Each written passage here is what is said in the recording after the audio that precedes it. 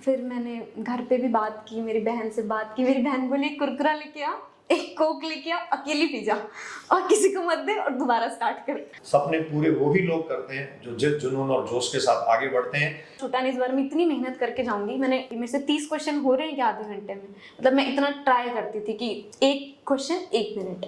और बिटिया कह रही है कि पापा आते हैं तो अच्छा फील होता है, पापा जी कर रहे हैं तो मैं क्यों नहीं करूं।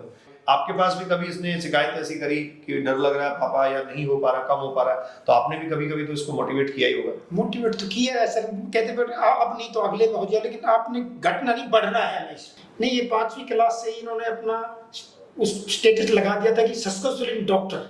मैं फिर कहूंगा, जो इस वीडियो के आरंभ में मैंने कहा था, आज के अभिभावकों को हेमंत जी जैसे अभिभावक से, पिता से शिक्षा लेने की आवश्यकता है, लेकिन आपके बच्चे आपकी धरोहर। दोस्तों नमस्कार।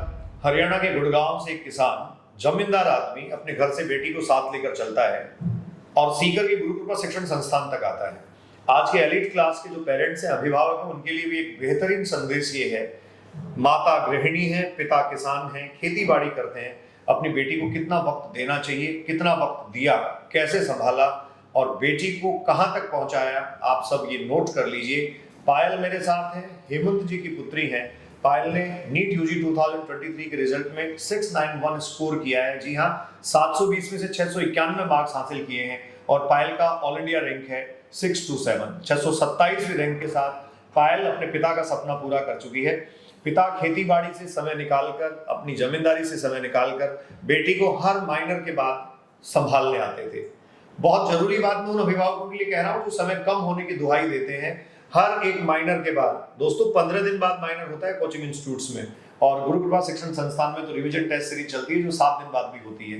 तो आपको मैं बता दूं, हर 15वें दिन अपनी बेटी को गुड़गांव से चलकर आकर संभालना, खेती बाड़ी से, घर परिवार के कामों से समय निकालना, ये तभी संभव हो पाता है जब बेटी के मन में भी और पिता के मन में भी सपने पूरे करने की जिद हो। सपने पूरे वो ही लोग करते हैं जो जिद, जुनून और जोश के साथ आगे बढ़ते हैं। हेमंत जी से मैं आपको मिलवा रहा हूँ। निश्चित तौर पर ऐसी शख्सियत हैं, ऐसे ऊर्जावान व्यक्तित्व हैं जो हमें प्रेरणा देंगे, और बिटिया के साथ आप आज वो राज खोलेंगे, वो सारी बातें करेंगे जो सफलता के लिए जरूरी थी। इस यात्रा में क्या रोचक तथ्य रहे, इस यात्रा को पूरा करने में कितना स्ट्रगल करना पड़ा, कितना संघर्ष करना पड़ा, कहानियां कितनी रोचक हो सकती हैं, ये जानने के लिए मैं आपको मिलवा रहा हूं हेमंत जी से। सर बहुत बहुत स्वागत आपका। आप जैसे आदमी ने सोचा ये कि बेटी को डॉक्टर बनाया जाए, बचपन से सपना पाला था, ये जब छोटी थी तब से आप ये सोच रहे थे, या फिर बड़ी होने के बाद आपको लगा कि नहीं, खेती बाड़ी से हटकर किसी ऐसे मुकाम पे पहुंचाया जाए जहां ये घर परिवार का, समाज का नाम रोशन कर सके, आपका और अपना खुद का सपना पूरा कर सके? नहीं, ये 5वीं क्लास से इन्होंने अपना उस स्टेटस लगा दिया था कि सक्सेसफुल डॉक्टर। 5वीं क्लास से इन्होंने तय कर लिया था कि मुझे एक दिन डॉक्टर बनना है। जी दोस्तों मैं आपको बता दूं, पायल जवाहर नवोदय विद्यालय में पढ़ी है। जवाहर नवोदय विद्यालय के जो बच्चे हैं वो एक्स्ट्राऑर्डिनरी तो होते हैं, निश्चित तौर पर सरकारी सुविधाओं का फायदा उठाकर यहाँ तक पहुंचे, लेकिन इस फायदा उठाने वाली स्कीम में आपको पता है खुद को बहुत मेहनती होना, इंटेलिजेंट होना जरूरी है। नवोदय विद्यालय में वही बच्चे पहुंचते हैं जो कॉम्पिटेटिव एग्जाम्स के थ्रू आते हैं। तो कॉम्पिटिटिव स्पिरिट पायल तुम्हारे में शुरू से ही थी। डॉक्टर बनने जा रही हो, एम्स में एडमिशन मिलेगा, देश का प्रतिष्ठित संस्थान, बड़े संस्थान में, बड़ी चकाचौंध में तुम जाओगी। घर परिवार में ऐसी पृष्ठभूमि देखी थी, खेती बाड़ी से जुड़ी थी, मम्मी घर का कामकाज संभालती हैं। अब कैसा महसूस हो रहा है, क्या लग रहा है, जिंदगी बदलने वाली है? बहुत, एक पहले तो थोड़ा डर सा लगता है कि यार इतना बड़ा हो गया है, अब इतना पढ़ लिया है, हो गया है नीट, जितना सोचा था अच्छे मार्क्स आए हैं। नीट यूजी 2023 में 691 आपने पायल स्कोर किया, 627वीं रैंक आपकी ऑल इंडिया रैंक है। कैसा महसूस हो रहा है, क्या लग रहा है, सफलता आसान है पाना या फिर सफलता के लिए संघर्ष करना पड़ता है? सर देखिए, आसान तो कुछ भी नहीं है, संघर्ष तो करना ही पड़ता है। आप मतलब स्टार्ट हमने किया था एकदम स्क्रैच से स्टार्ट करना पड़ता है। नीट की प्रिपरेशन मतलब सिलेबस काफ़ी ज़्यादा है, तो पढ़ना तो पड़ता ही है। और जैसा कि आपने कहा, इजी तो नहीं है। आपको मतलब रिवाइज, पहली बार तो सिलेबस हो जाता है कंप्लीट, कि एक बार हाँ सिलेबस कंप्लीट हो गया, फिर रिवीजन में आपको ऐसा लगता है कि यार पढ़ तो रखा है, अब क्यों करूँ मैं रिवीजन। चल एक बार हो गया, 2 बार हो गया, 3 बार, 4 बार, मतलब डीटीएस में तो इतनी बार पढ़ना पड़ता है आपको एंड तक, तो उसमें थोड़ा मतलब विल पावर चाहिए कि यार दोबारा रिवाइज करना पड़ेगा, नहीं आ रहा है देखो। जो चीजें पढ़ी हुई होती हैं, आपको पढ़ी हुई होने के बाद भी लगता है, कई बार अचानक बैठ के याद करते हैं, सोचते हैं कि ये मुझे आता है, नहीं आता है, मुझे लगता है मैं भूल गया हूँ। तो वो जो एक तरीके से वो प्रेशर आता है ना, उस प्रेशर से कैसे कोप अप करते हैं? क्योंकि तुम्हारे बायोलॉजी में मार्क्स हैं 360। दोस्तों पायल के 360 आउट ऑफ 360 मार्क्स बायोलॉजी में है, और इस बार का जो पेपर था उसमें बायोलॉजी में भी बड़ी उठापटक हुई। कई बच्चे इनब्रीडिंग के क्वेश्चन पे डाउट कर रहे थे, कईयों को बायोटेक्नोलॉजी ने चौंकाया और आंसर चेंज कर दिए गए और कई सारी दिक्कतें हुई। तो कई सारे धूमधड़ा के एनटीए करने के बाद अंततः जो आंसर की जारी की उसमें पायल के 360 मार्क्स हैं। ये बायोलॉजी में 360 मार्क्स लाना कैसे मुमकिन हो पाया? सर ये बायो बार बार पढ़ने से मुमकिन हो पाया कि मतलब इतनी बार आपको रिवाइज करना पड़ेगा ना कि आपको एक एक लाइन याद हो जानी चाहिए। बिल्कुल जी, आप नीट का पेपर देने जा रहे हैं, आपको बायो पूरी आनी चाहिए लाइन टू लाइन, क्योंकि एनसीईआरटी लाइन टू जी लाइन बिल्कुल, हाँ एनसीईआरटी लाइन टू लाइन आनी चाहिए। ये बहुत ज्यादा जरूरी चीज है, आप तभी अच्छा कर पाएंगे। जी। तो पापा संभालने आते थे, लगातार मिलते रहते थे, हाँ। लगातार मुलाकात बातचीत होती रहती थी। मतलब पिताजी के आने से मोटिवेशन मिलता था, या तुम्हें ऐसा तो नहीं लगता था कि पापा 15 दिन बाद आ जाते हैं तो कहीं ज्यादा सुपरविजन चल रहा है? नहीं ऐसा बिल्कुल नहीं। मैं नवोदय में थी तब भी पापा आते थे, तो मेरे को अच्छा लगता है अंदर से कि हाँ पापा जी कर रहे हैं तो मैं क्यों नहीं कर सकती। तो दोस्तों बहुत बड़ी बात एक छोटी सी बच्ची कह रही है। एक तरीके से देखा जाए पिछले साल 12th पास किया, इस साल फ्रेशर थी, पहले ड्रॉप में पहले अटेम्प्ट में आपने सिलेक्शन ले लिया और नवोदय विद्यालय में पढ़ी है तो हमेशा से बाहर रही है घर से, और बिटिया कह रही है कि पापा आते हैं तो अच्छा फील होता है, पापा जी कर रहे हैं तो मैं क्यों नहीं करूं। ये प्रेरणा अपने आप में जो है वो तभी आ सकती है जब रिश्तों में बुनियाद होती है, जीवन में संजीदगी होती है और सहज भाव से हम कामों को करने के लिए, चीजों को करने के लिए, बातों को करने के लिए तैयार रहते हैं। बेटी की सफलता कितना आनंदित कर रही है? बहुत बहुत बड़ा इसने एग्जाम, बहुत प्राउड ऑफ पायल। मेन तो संघर्ष तो टीचरों ने इनको दिया है, जो शिक्षा दी है। हाँ। टीचरों ने बहुत ही इसको सही फैकल्टी सही हिसाब किताब बनाया, इसने अच्छे से प्रिपरेशन किया है, सही तरीके से उन्होंने एक प्रोग्राम सेट किया और उस प्रोग्राम पे ये सही चली। सही देखो इंस्टीट्यूट जो होता है ना वो पूरी तरीके से अच्छाई करने की कोशिश करता है, हर दिन बच्चे को इंगेज रखने की कोशिश करता है, लेकिन बच्चा कितना सिंसियरली इस चीज को लेता है ये बहुत ज्यादा जरूरी चीज है। जी। आपको लगता था इतना बड़ा स्कोर कर लेगी? नहीं, मुझे तो विश्वास, पूरा कॉन्फिडेंस था, लेकिन गुरु के साथ साथ गुरु जो टीचरों ने उनको दिया है, जो लाइन दी है तो वो उस पर चलती रही बराबर, और अच्छे डीटीएस और अच्छे माइनर टेस्ट देते रहे, बार टेस्ट दिया है तो उसमें भी टॉप 10 में आती रहती है। आप जमींदार आदमी हो, गांव के लोगों के साथ बैठते हो, तो गांव गुवाड़ के लोगों की प्रतिक्रिया अब क्या है?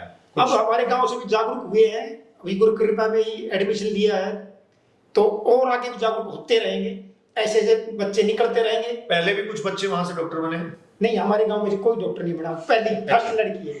आपको बहुत बहुत बधाई हो, और अपने आप में ये बहुत बड़ी बात है। गुड़गांव डिस्ट्रिक्ट की पहली लड़की है। पायल अपने गांव की जो है वो पहली बच्ची सरकारी संस्थान से, पहले नवोदय विद्यालय से पढ़ के आई, गुरु कृपा में पढ़ाई करी, और आप जो है वो 691 मार्क्स के साथ हैं तो डेफिनेटली अच्छे इंस्टीट्यूट में जाएंगे। जैसा मैं पहले कह रहा था, अच्छा एम्स आपको मिल जाएगा। अब ये जो कर चुकी है और आगे आपको पता है कि और भी अच्छा करेगी, धीरे धीरे जो है वो इसके प्रयास और बेहतर होंगे जी। एक दिन बड़ा नाम होगा, बड़ी जिंदगी होगी, रुबाब रुतबा जिंदगी में सब आ जाता है।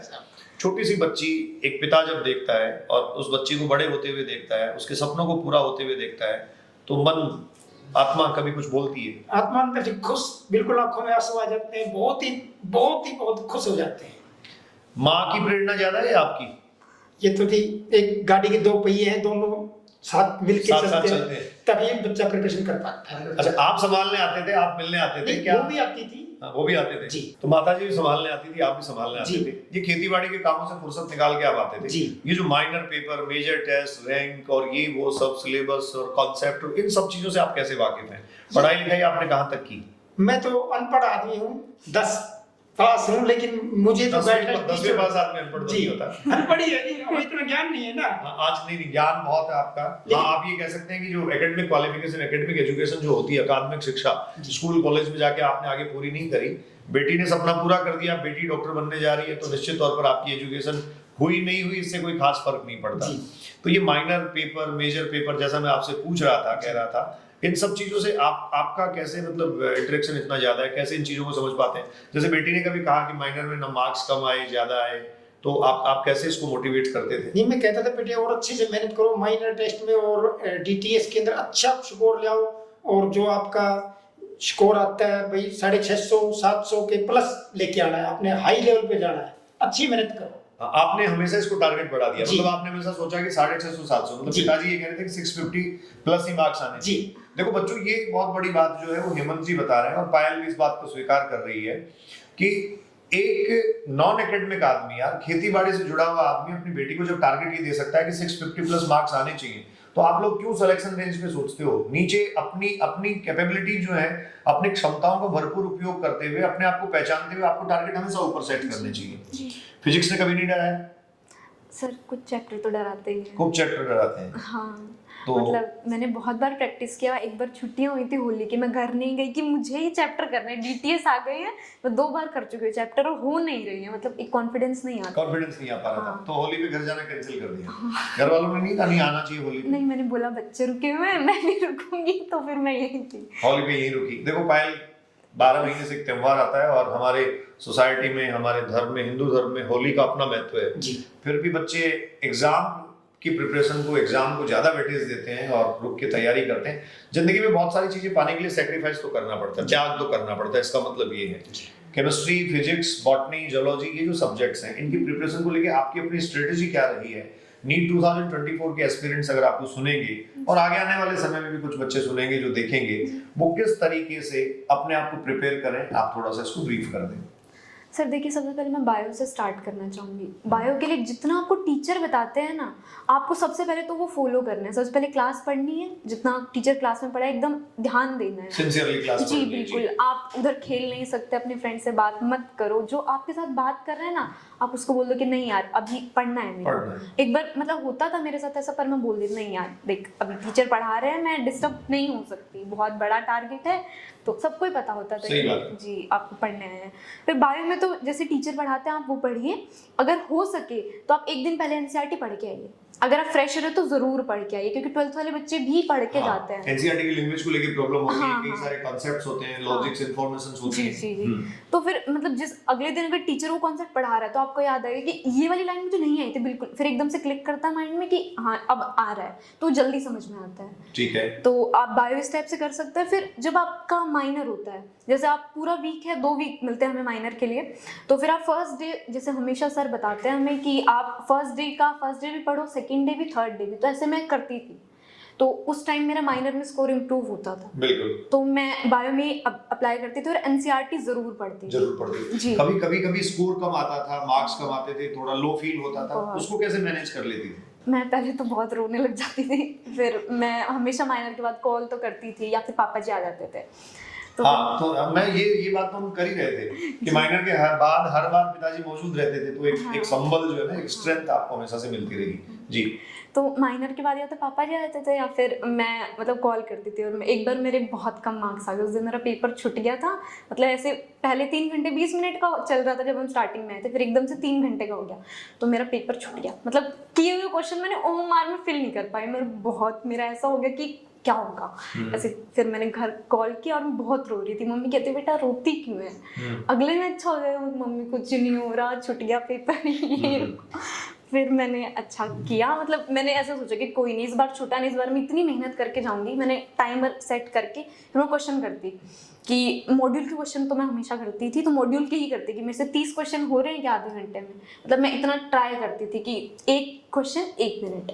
मतलब कभी होता था कि अगर फर्स्ट टाइम आप मॉड्यूल करें तो नहीं होगा, 30 मिनट में 30 क्वेश्चन कभी नहीं होते। हाँ, धीरे-धीरे आप प्रैक्टिस करोगे तो स्पीड बढ़ेगी, धीरे-धीरे चीजों को आप ठीक कर पाओगे जब क्वेश्चंस रिपीट। अच्छा, गलतियां जो उनको रेक्टिफाई करके चले आए, आपको लगा कि ये गलतियां कर रहे हैं, इनको हर बार ठीक किया जाए तो कुछ अच्छा किया जा सकता है। जी, जैसे ही मतलब माइनर कंप्लीट होता तो मुझे मेरे इतने ज्यादा गलत नहीं होते, मैक्सिमम मेरे 20 क्वेश्चन गलत हो जाते थे, मैक्सिमम 16, 17, 20 ऐसे, मतलब मैक्सिमम थे। और हर बार आपने कम किया उनको। जी। बच्चों, पायल का ये कहना है कि माइनर पेपर जब होते थे तो नेगेटिव मार्किंग होती थी या गलत हो जाते थे, तो उसमें आउट ऑफ 180 क्वेश्चंस पहले 20 भी होते थे, फिर 17-18 होने लगे, फिर आपने 12-13 तक उनको शिफ्ट किया होगा।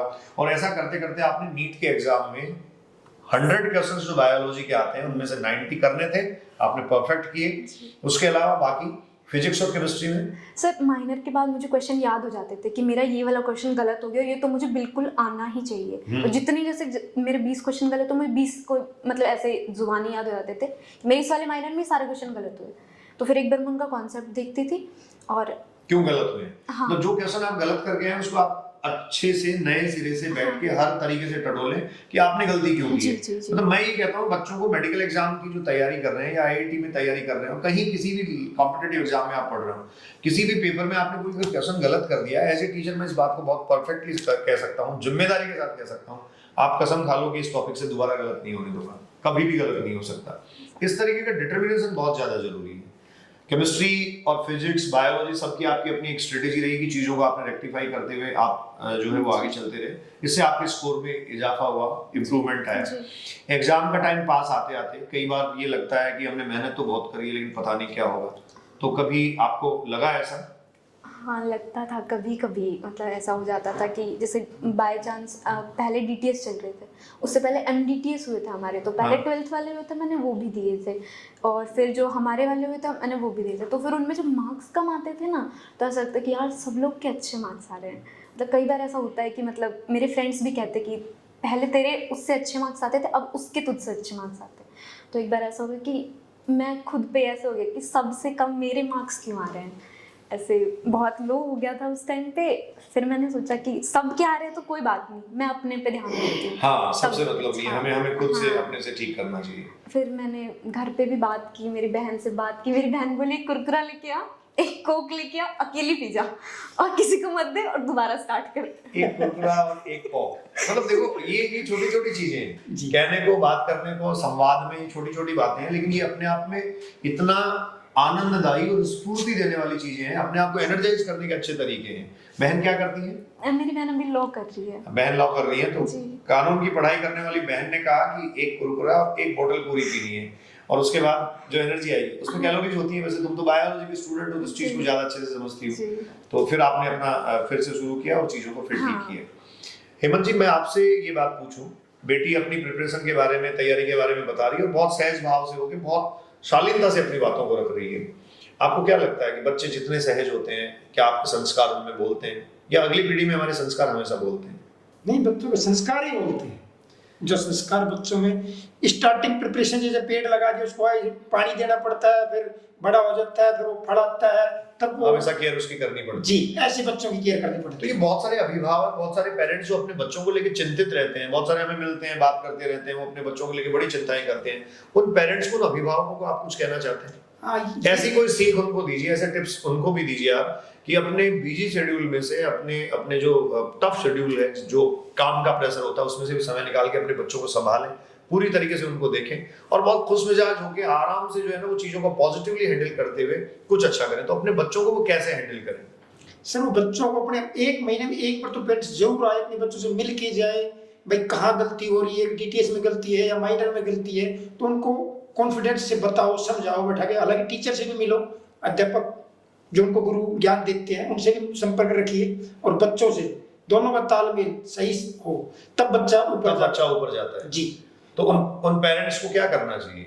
उन पेरेंट्स को बच्चों से मिल के जाना चाहिए, महीने में एक बार जरूर पेरेंट्स मीटिंग, बच्चों की और माँ बाप की दोनों की मिल के, भाई कहाँ कमी है, यहाँ बच्चे गलत चल रहा है, यहाँ सही चल रहा है, और हॉस्टल में कैसे चल रहा है, अटेंडेंस कैसी है, सारी चीजों को मिला के जी, मतलब एक प्रॉपर अटेंशन जो है ना वो ज्यादा जरूरी है, और आपके बच्चे को भी आपके साथ ईमानदार होना जरूरी है। मतलब दोनों चीजें विश्वास से चलती हैं, बच्चा आपके साथ ईमानदार हो, आप बच्चे के साथ ईमानदार हो जी। बच्चा अगर लो फील कर रहा है, कॉन्फिडेंस कम आ रहा है, तो उसको प्यार से अच्छे से हैंडल करके उसको इंप्रूव करें, मोटिवेट करें, ना कि क्रिटिसाइज करें। अच्छा, आपने कभी ऐसा किया है कि बेटी को कभी ऐसा कहा हो कि तुम्हारे तो इतने ही मार्क्स आ रहे थे, उसको 700 नंबर आ रहे हैं, ऐसा कभी कंपैरिजन किया किसी दूसरे बच्चे से आपने? कंपैरिजन किया ही नहीं, लेकिन हमारी बच्ची ने पहले ऐसा कंपैरिजन होने ही नहीं दिया, हमें महसूस ही नहीं होने दिया। हमें तो पापा जी इतने नंबर आएंगे तो इतने ही आएंगे, उनको कॉन्फिडेंस बहुत ज्यादा था। कॉन्फिडेंस ज्यादा था, वो तभी था जब मेहनत कर पाई। तो दूसरे बच्चों से कंपेयर भी नहीं करना चाहिए। नहीं।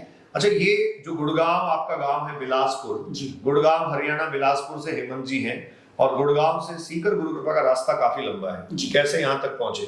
किसी ने सजेस्ट किया था? यहाँ तक कैसे पहुंच गए? हाँ, जो हमारे यहाँ केवीएस के प्रिंसिपल कैलाश मीना सर है, उन्होंने हमारे को ये रास्ता दिखाया।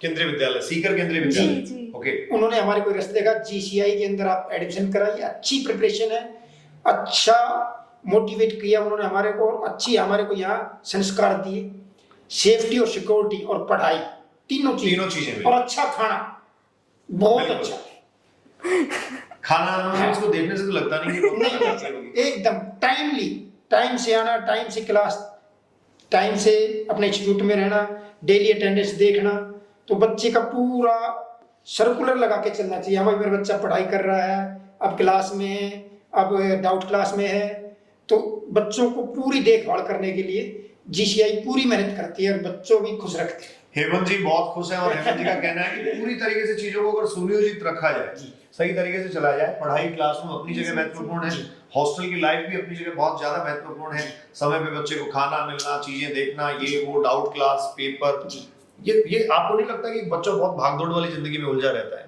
नहीं। कैसे वो अपने आप को मैनेज करे, अपने आप को ठंडा कैसे रखे? कूल डाउन तो रखना ही पड़ता है ना, जब जोर आता है, थोड़ा दबाव पड़ता है, प्रेशर पड़ता है, तो कैसे? इस पे भी आता होगा कई बार। आपको ये कह रही थी अभी, जैसे मम्मी को फोन करके रोई, मार्क्स कम आ गए, आपके पास भी कभी इसने शिकायत ऐसी करी कि डर लग रहा है पापा, या नहीं हो पा रहा, कम हो पा रहा है, तो आपने भी कभी कभी तो इसको मोटिवेट किया ही होगा? मोटिवेट तो किया है सर, कहते पर अब नहीं तो अगले में हो जाए, लेकिन आपने घटना नहीं, बढ़ना है हमेशा। हाँ, घटना नहीं है, बढ़ना है, बढ़ना है और बढ़ते ही रहना है, और ये बढ़ती चलेगी जी। तो हेमंत जी से हम परिचर्चा कर रहे थे, ये एक साधारण संवाद, सीधी बात और बातचीत, जो गांव का एक जमींदार किसान आदमी अपनी बेटी की खुशियों में शरीक होते हुए, अपनी बेटी की कामयाबी की बात करते हुए बयां कर रहा है। ऐसी समय में शब्द कम पड़ जाते हैं दोस्तों, अंदर की जो भावनाएं हैं वो बाहर नहीं आ पाती। हम पढ़े लिखे लोग, समझदार लोग और अपने आप को शिक्षाविद कहने वाले लोग, हो सकता है अच्छे शब्दों का जाल बुन दे, अच्छी बातें कह दे, लेकिन एक किसान पिता अपनी बेटी के सफलता पर, अपने दिए गए संस्कारों पर कितना गुमान करता है, किस तरीके से चीजों को पेश करता है, किस तरीके से चीजों को आपके सामने रखता है, ये निश्चित तौर पर तारीफ काबिल है। मैं फिर कहूंगा, जो इस वीडियो के आरंभ में मैंने कहा था, आज के अभिभावकों को हेमंत जी जैसे अभिभावक से, पिता से शिक्षा लेने की आवश्यकता है। आप अपने समय में कितने ही बिजी हो, आपका अपना जो काम काज है, आपके अपने जो दिनचर्या उसमें कितने ही बिजी हो, लेकिन आपके बच्चे आपकी धरोहर हैं। आपके बच्चे आपको जो दे पाएंगे या वो जो कर जाएंगे, उसकी कल्पना कभी आपने नहीं की। मैं फिर आप सबको यही एक मैसेज, एक संदेश देना चाहूंगा। पायल 691 स्कोर के साथ अच्छे और बड़े कॉलेज में जाने वाली है। आपकी एक बेटी पहले से लॉ कॉलेज में पढ़ रही है, लॉ कर रही है, डिग्री कर रही है। तो इन बेटियों को हरियाणा में पढ़ाने का चलन तो खैर काफी पहले से वो आ गया है। एक समय में हरियाणा इस चीज को लेकर थोड़ा सा जो है वो मतलब पीछे माना जाता था। आप क्या मानते हैं, बेटियों की शिक्षा कितनी जरूरी है? बेटियों की शिक्षा बहुत ही, ये पढ़ाई करती हैं, बहुत ज्यादा पढ़ाई करती है, लड़के पढ़ाई कम करते हैं। अच्छा, और लड़कियां पढ़ाई ज्यादा करती हैं। लड़कों में थोड़ा चक्कर ही होता है ना, कुछ थोड़ा लापरवाह होता है जी, बेटियां थोड़ी सिंसियर होती हैं। ये बात तो ठीक है। हेमंत जी की बात देखो, जो बेटों के पीछे भागने वाले लोग हैं वो भी इस बात को जान ले, इस बात को समझ ले। हेमंत जी कहते हैं बहुत सिंसियरली और सहज भाव से अपनी बात कह रहे हैं कि बेटियां जो है वो पढ़ाई ज्यादा करती हैं आजकल। ये सही बात आपकी, मेडिकल में तो जो सिलेक्शंस हो रहे हैं, नंबर ऑफ स्टूडेंट्स जो आ रहे हैं उनमें गर्ल्स कैंडिडेट ज्यादा है, बच्चियां ज्यादा एग्जाम में अपीयर हो रही हैं और ज्यादा सफल भी हो रही हैं, सफलता का अनुपात भी ज्यादा है। तो हेमंत जी कुछ कहना चाहेंगे अंततः? आपको क्या लगता है, मतलब पूरे सिस्टम के लिए, अपनी बेटी के लिए, लोगों के जो सपने हैं, लोग जो सपने बुनते हैं, उनको पूरा करने के लिए क्या किया जाना चाहिए? सर मेन पहला प्रश्न तो टाइम सेट करो अपना। पढ़ाई का प्रिपरेशन जो होता है वो टाइम सेट, 3 घंटा मैंने बायो देना है, 3 घंटा फिजिक्स देना है, 3 घंटा केमिस्ट्री देना है। उस टाइम कोस्ट करके टाइम से खाना खाओ, टाइम से अपना सोना भी है, लेकिन टाइम से स्टडी पूरी करनी है। जो सेट काम देते हैं उसको पूरा करो, अच्छे से करो और पूरा ही करके दिखाना है, हर हाल में करके दिखाना है, दिल से करके दिखाना, ये जुनून होना चाहिए जी। तो इस जुनून के बलबूते ही सफलता पाई जाती है जी। खैर आपको बहुत बहुत बधाई हो, आपकी बेटी ने अच्छा मुकाम पाया, अच्छा स्कोर किया, आने वाले समय में भी आपका ये अच्छा नाम करेगी। हम उम्मीद करते हैं गुरु कृपा परिवार की तरफ से मैं आप सबको इस बात के लिए आश्वस्त करवाता हूं कि हमारे पास जो बच्चे पूरे मन से आते हैं, जो बच्चे पूरे मन से जुड़ते हैं, अपनी मेहनत करने के लिए सदैव तैयार रहते हैं, पूरा संस्थान का एक एक व्यक्ति, एक एक आदमी पूरी अपनी मेहनत और अपना काम ईमानदारी से उसके साथ करने के लिए कटिबद्ध और प्रतिबद्ध है। हेमंत जी जैसे अभिभावकों का विश्वास हम बनाए रख पाए, हमारे लिए यही असली पूंजी है, हमारी यही असली कमाई है। छोटे छोटे घरों से निकले हुए ये बच्चे, ऐसी ऐसी जगहों से ये बच्चे आए हैं जहां इतनी बड़ी कामयाबी थी नहीं। अपने गांव में पहली डॉक्टर, अपने गांव में सेलेक्ट हुई पहली बच्ची, आप सोचिए कितना अच्छा लगता होगा और कितना खुशनसीब होता होगा। इस प्रकार के संवाद और इस प्रकार की परिचर्चाएं मुझे भी ऊर्जा दे जाती हैं। बहुत बहुत धन्यवाद आप सब सुन